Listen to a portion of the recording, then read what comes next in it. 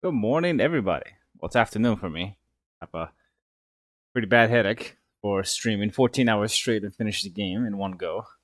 And it was one go, but I had to cut the stream because, yeah, YouTube doesn't archive past 12 hours. So, I was almost there. I was almost got it under 12 hours, but, came up to be 15 because I was exploring every nook and cranny. So, yeah. Anyways, I hope you guys enjoyed the stream. But today, we're here to cover more news, specifically another blog. Blog number 8, I would presume. But yeah, we're not done sharing stuff apparently. But yeah, the game is out. The game is out in the wilds.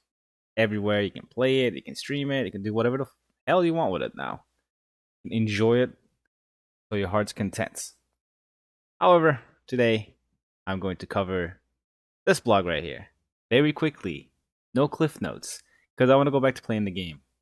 And I will be live immediately after this video goes up to finish off collecting all the stuff. So, if you want 100% and if you've been following the stream for some god unknown reason, I'm going to finish off collecting everything. So, that's going to be it. But, anyways, let's get straight into this right now. Dev blog, Ninja Gaiden 4. Key details. Platinum Games focus on the action and on an action. So, hello everyone, this is Nakao, producer slash director of Ninja Gaiden 4. This is your title screen when you first start the game. Ninja Gaiden 4 is finally out today. We hope you all enjoy it. I did, thoroughly. Since today is the release date, I'd like to share some more of my thoughts. We touched on the action a bit last time, but this time, I'd like to hone in on some details we paid extra attention to for Yakumo and Ryu individually. Yakumo. Yakumo is a ninja born into the Raven clan and has a tragic destiny. If the dragon lineage represents light, the Raven clan represents shadow, having never appeared in history before. To portray him as the opposite of Ryu Hayabusa, we designed various elements of contrast with each other. Accomplished ninja, young ninja, famous in history, obscure in history, and from there, powerful, lean. And then with the action elements too, we wanted to create a sort of yin and yang contrast. Contrast elements are also scattered throughout the stages and stories, so please look forward to them. I did. Additionally, we interpreted the action of the series up until now as being characteristically subtle. So Yakumo was given the theme of bold as production proceeded. Definitely bold. He talks a lot of smack. Well, too much smack, if anything. But yeah, other screenshots. I find showing gameplay screenshots a little bit redundant now because you can just go take pictures or stuff. But we'll still do it.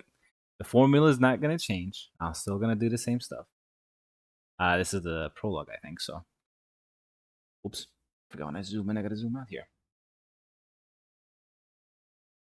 His Blood Raven form is the very embodiment of bold, delivering a wide range of powerful techniques never seen before in previous Ninja Gaiden titles.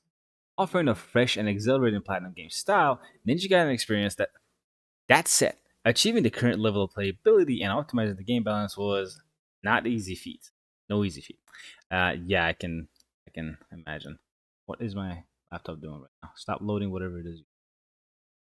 Yeah, screenshots. But look at all this blood spatter and the rain just combining and the blood effect on the floor the way it is. Awesome. The Ninja Gaiden series has always been a 3D action series that prides itself on its subtle and precise feel. While the flashy element characteristics of Platinum games are nice and all, overdoing them would disrupt the series' unique strategic balance of almost one-on-one style offense and defense. Ultimately, we prioritize maintaining the standard combat mechanics of previous Ninja Gaiden games while introducing flashy forms that can be used like bombs, integrating them naturally into the Ninja Gaiden combat experience. And yeah, like based on the whole fucking playthrough I did, yeah, it feels Ninja Gaiden, but the bosses feel Platinum gaming. A lot of them, like a lot of them, just feel like you're doing Platinum games. Which again, they make good boss designs, but Platinum games has this tendency to, and this is again, it is also very very apparent in Ninja Gaiden itself too. But bosses in neutral, and within half a frame, they go into an attack, right? So you can't react to it. Like your eyes cannot react to most of it if they're neutral. So right, and then they hit you with like 40 hits before they stop again, right? And then you can't whiff punish them because like On the way that the bosses are designed here, I feel like I'm getting to the review section. But the bosses, platinum bosses, are like just because they whiffed or their attack stopped doesn't mean you can go in and punish them, right? You have to follow certain mechanics to like actually create openings. So yeah, it's very platinum that way. But yeah, your characters feel Ninja Gaiden as hell. I don't mind the bosses. I just think I need a lot more time with them. Because so far they have been the most challenging part of the game. Like the most parts I died on were bosses. Which, again, on normal, by the way. So the game definitely kicks ass. Let's see this. My most annoying enemies so far were the damn lanterns, though. I absolutely hate those things. Also, to prevent each element from becoming too soiled from yeah, no, silhouette. I don't know what that word is. New word. I've I've learned two words from these blocks so far. Okay, silhouette. From one another, we design it. Someone educate me on this word if you know in the chat. From one another, we designed it so that the obliteration technique, a familiar mechanic in the series, fills the blood gauge that allows you to use blood ring form, and it is extremely OP to have a whole bunch of clip where I won like 40 kills with that thing. Once the blood gauge is full enough, you can use the blood raven form to annihilate enemies. Then it can absorb blood essence with ultimate guidance, and so on, creating a cycle that transitions seamlessly between subtle and bold, while preserving the strength of this series that features Ryu Hayabusa as the absolute protagonist. Doesn't feel like it. We added new elements while remaining constantly aware of the connection between all the mechanics. So I'm really glad we were able to refine it into what it has become. However, we've also made the enemies stronger to stand against the Blood Raven form, so please give it a try. Yeah, they definitely have the Vandals be fucking like armor and everything now, unless you actually do break them. Ryu was a character we spent a ton of time and effort on. The reason being, as a huge fan myself, Ryu already felt complete to me. Renewing him from scratch would be disrespectful, or more accurately, as a fan myself, I wanted to preserve the Ryu experience as much as possible. So aside from a few techniques, I aim to keep the core of Ryu intact while keeping the moves the same we made efforts to improve their usability. Yeah, so like they definitely have. I'm sad he has less strings than Razor's Edge, but the Gleam adds on to it by a lot more. So like if we go in quantity to quantity, yeah, Razor's Edge has more, but usability wise, the Gleam form has Razor's Edge kit with the Dragon Sword only, obviously, because he only has one sword to compare. It kind of balances out. It's like yeah, the Gleam adds way more depth into Ryu, despite taking some stuff away. Although who knows, maybe if we get like a black version of this thing, we might see more. On the other hand, I also felt keeping Ryu unchanged against Yakumo's Blood form wouldn't be interested enough. If we were going to do this, I want to utilize Ryu at his strongest in this futuristic Tokyo. I want to play as him. I mean, I wanted fans to play as him, so how could we make such a powerful Ryu? And he does feel strong. Just as I began pondering this, the first thing that came to mind was True Dragon's Gleam, and he uses black. Look at that. He uses NG2 Black's photo mode to take a screenshot. He took the screenshot himself. Yeah, this is the Dragon Gleam. It's the one where he slashes you like 40 times in the air. That's pretty cool. True Dragon's Gleam is powerful and incredibly cool, but in Ninja Gaiden 2, it's a spinning ultimate technique, so it's a bit difficult to use in actual combat. Plus, it only appears in the later in the game, so I really want to use it more. That's ironic considering you only get control of Ryu pretty much at the same, even further actually, further end than when you get the True Dragon Sword in NG2. But anyways, I digress. I remember thinking way back then that if the after image charge attack were more freely controllable, it would be so much fun. Sorry if you don't know what I'm talking about. With such thoughts in mind, I decided to proceed by reinterpreting True Dragon's Gleam in Platinum Game style. They did an amazing job. It's like a massive improvement on what you can. So, like, kudos big time on this one. Like, they legitimately just added a spark of Virgil into him, and like it fits Ryu so much because he already had it there in his own unique way. It's not in instantaneous movements in this, like Virgil's is. It's it's just him being incredibly fast. That's what the after images do for him. But yeah, pretty cool. Regarding that aspect, we consulted with Team Ninja from the very beginning of development and worked diligently to create the best Ryu possible. Team Ninja also put a lot of effort into refining both of his abilities and visuals, and his collaboration was extremely effective. This. As a result, we were able to create a Ryu Hayabusa that not only retains his familiar feel, but also masterfully wields the ultra powerful True Dragon's Gleam, truly embodying the essence of the Super Ninja. We've also put a lot of effort into the visual details, such as the after images that appear during each attack. So we hope you'll take the time to experience it for yourself. Yes, the and the one thing I'll give him is that despite what's going on in the game with Ryu's runtime and all that, and like I'll keep that to the review, they've definitely kept his integrity like completely in check. Like he is badass, he is respected, he's fully respected in the lore, and he feels way stronger than Yakumo. Like it's just he feels simpler, I should say, probably because he feels also familiar, which also solidifies the thing they said that we wanted to keep Ryu the same. And yeah, as soon as I got my hands on Ryu, like everything went so much smoother.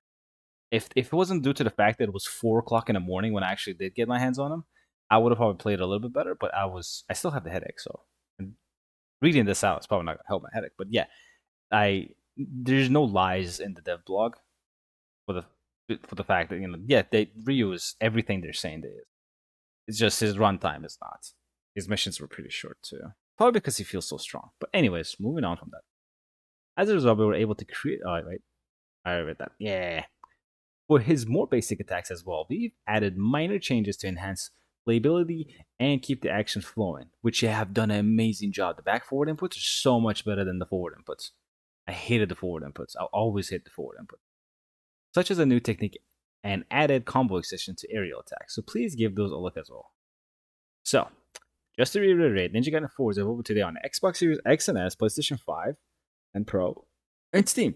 And for those with a Game Pass subscription, you can play it right now. We hope you'll give a play to this passionate collaboration between Xbox Game Studios, Koei Tecmo Games, and Team Ninja, and Platinum Games. And again, this is Yuji Nakao. After working on several character copyrighted games. As a director at his previous company, he joined Platinum Games and worked as a producer on the Wonderful 101 Remaster, Platinum Games' first in-house published title, and co-produced of Soul Cresta. Cresta? Soul Cresta or Cresta? I don't know. Thank you, Cereza from Bayonetta. So, like, I think it's Cresta, Soul Cresta. He oversaw the entire production of Bayonetta 3, speaking of Cereza, as producer, and for his latest title, Ninja Gaiden 4, he was appointed to as both producer and director, in addition to managing projects and serving as an internal leader. He also makes effort to nurture the next generation of developer. And this is saying a lot because he directly worked under Kamiya, right? So Kamiya was Cliff Note in Bayonetta 3 heavily, and Kamiya is a madman when it comes to making action games. I mean, just look at RE4 and like DMC1, right? He and Bayonetta, like let's not cut that. Bayonetta is the closest thing to DMC, and DMC is the peak of action when it comes to complexity. Before someone throws spears at me, I mean, you can. It's an opinion over fact, of course, but you can have your opinion. Anyways, let's not to fan any flames here. That's that. I did read this yesterday, and just to give a little bit of a thing, I did again stream the. I really don't want to open recording, but I did stream off my face. The game fully. Shut up, Virgil. So part one, 10 hours long stream, literally from when it released till again, it was 7 o'clock in the morning when I went to bed. And then as soon as I unlocked Ryu, I went into a different stream, which was a perfect timing because yeah, the stream would have stopped recording in 2 hours. So considering this would have taken 4 hours more on top of this, so yeah, 14 hours long. So yeah, they were accurate in their time. But yeah, the Ryu section is in this stream, and this is the beginning of the game. So if you want to just watch the Ryu stuff, it's in this stream right here. But the whole stream is here, and I did uncover a lot of secrets, but not everything. So I will do that immediately right after I close this thing. So with that said, I don't think there's any other news. I've checked, but yeah, it's just a bunch of like metascores and like congratulations and like yeah, see all the stuff, reviews. And speaking of reviews, I will only do my review after I beat Master Ninja. If you want a crappy day one bullshit review, you're more than welcome to go watch millions of other people doing it. People that played the game on normal, they were like, okay, I like it. Then they started Master Ninja and did like died like 3 times. And they're like, okay, this is hard. And then they just fucked off. And they're probably never gonna touch the game. You want to go watch those reviews? Go for it. But if I'm gonna review this game, I'm gonna review it with a platinum under my head. Right? I need to get the platinum for this game because otherwise I won't have the right, in my own opinion, I won't have the right to review the game fully. So I'll go through hard mode on stream. I don't know if I'll go through Master Ninja on stream because I most likely need to take a lot of mental breaks on Master Ninja, and I do want to lab. And labbing, watching someone lab fights is really fucking boring, so I don't want to bore you guys. But eventually, I'll do Master Ninja on stream. So, with that being said, um, review will come out soonish, probably within 2 weeks. But it will be a like platinum review. It's not going to be like, oh, I beat normal mode. I like the game. Cheers, bye. Like no, like it's going to be a full criticism and breaking down the whole game. So with that said, we'll get back to it. I'll see you guys on stream if you want to pop in, and if not, then I hope you guys are loving the game and enjoying the game. Do not feel like obligated to like jump in the stream. If you feel like it, go for it, man. You're more than welcome. But if you're playing the game, dude, just stick to it. Play the game, enjoy it. No problem. Now, with that said, you guys take care, have fun, and I'll see you guys very soon.